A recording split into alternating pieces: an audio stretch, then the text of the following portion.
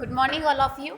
This video for 7th class. तो हम लोग ना क्या कर रहे हैं कि हम आप लोगों को मैंने आपका 4th चैप्टर कंप्लीट हो गया था जो आपका हीट से रिलेटेड था। तो हम हीट से रिलेटेड चैप्टर क्या कर चुके थे, कंप्लीट कर चुके थे। तो अब हम चैप्टर नंबर 5 पे बढ़ते हैं। चैप्टर नंबर 5 का नाम है हमारा एसिड बेस एंड सॉल्ट। ठीक है, तो ओके। तो हमारा अब अगर एसिड बेस एंड साल्ट की बात करें तो आप इसमें देखिए, we use in our daily life a large number of substances such as lemon, tamarind, common salt, sugar and vinegar। हम लोग अपनी डेली लाइफ में बहुत सारी चीज़ों का इस्तेमाल करते हैं। हम लोग नींबू का इस्तेमाल करते हैं, इमली का, नमक का, चीनी का, सिरके का। क्या हम जानते हैं ये क्या है, एसिड या बेस? आप जानते हैं? ओके, मुझे पता था आपको नहीं पता होगा।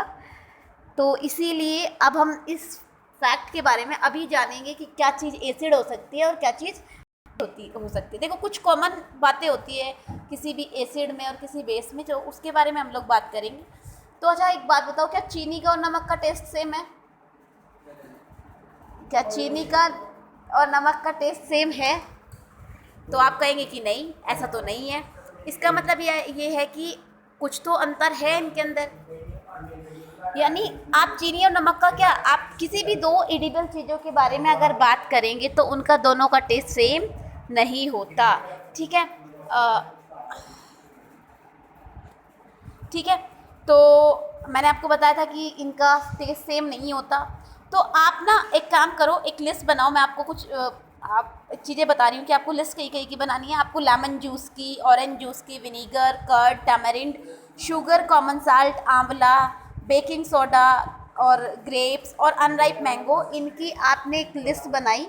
और लिस्ट के साथ साथ क्या करना है, आपको ये बताना है कि इनका टेस्ट कैसा है। अगर आप लेमन का जूस पीते हैं तो टेस्ट कैसा है, ऑरेंज का जूस पीते हैं तो उनका टेस्ट कैसा है। तो आपको क्या करना है, इन सबके टेस्ट के हिसाब से बताना है कि किसका टेस्ट कैसा है। ठीक है, तो ये लिस्ट आपको कंप्लीट करनी है। This is your duty now to complete this list. ठीक है, हम लोग आगे बढ़ते हैं। तो अब क्या है, हमने क्या देखा, you find that the some of the substances taste sour, some taste bitter, some taste sweet and some taste salty. तो अगर आप उस लिस्ट को कंप्लीट करोगे तो उसमें आप लोग नोटिस करोगे कि कुछ चीज़ें ऐसी है जो खट्टी है, कुछ चीज़ें ऐसी है जो मीठी हैं, कुछ कड़वी हैं और कुछ नमकीन है। ठीक है, तो हम सबसे पहले बात करते हैं इस सेक्शन में एसिड और बेस के बारे में। तो अगर आप बात करें दही की, नींबू के जूस की, ऑरेंज के जूस की, सिरके की, तो ये सब के सब टेस्ट में क्या है, खट्टे हैं। तो ये सब्सटेंस, क्योंकि इनका टेस्ट खट्टा है, इसलिए ये क्या है, सबके सब आपके एसिड है। The chemical nature of the substance of such substance is acidic. ये नेचर में कैसे हैं, एसिडिक है। और जो ये वर्ड एसिड आया है, ये एसेर शब्द से आया है, जिसका मतलब ही खट्टा होना होता है। The acid in these substances are natural acid. तो इनके अंदर जो एसिड प्रेजेंस होता है वो प्राकृतिक एसिड है, उसमें कोई फेरबदल नहीं किया गया है। What about baking soda? लेकिन अगर आप बेकिंग सोडे को टेस्ट करके देखो तो वो आपको बकबका लगेगा, यानी बिटर टेस्ट उसका लगेगा। अगर नहीं तो इसका टेस्ट है क्या, खट्टा तो वो नहीं होता ना।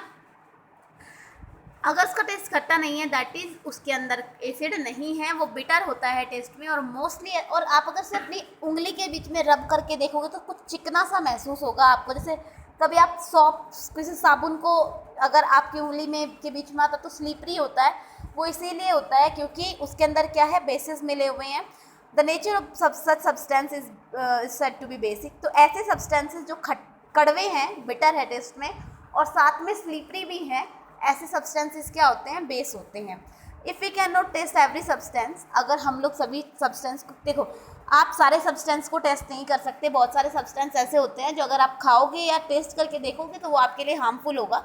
तो इसका मतलब कुछ और तरीका होगा किसी एसिड या बेस का पता लगाने के लिए। तो हाँ जी, और भी तरीका होता है, और इस तरीके को कहते हैं इंडिकेशन। जैसे आपके घर में इंडिकेटर लगे होते हैं, आप उसे देख के बताते हो कि हाँ भाई लाइट आ गई।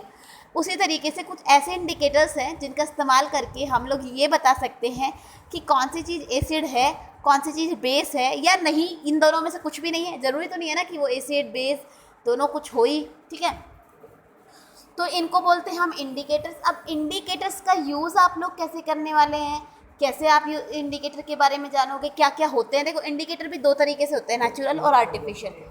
ओके, तो हम लोग इंडिकेटर के बारे में ना नेक्स्ट सेक्शन में यानी नेक्स्ट क्लास में पढ़े, नेक्स्ट जो हमारी क्लास होगी उसके बारे में पढ़ेंगे। तो अभी के लिए इतना ही रखते हैं। Thank you, bye bye, have a good day, take care.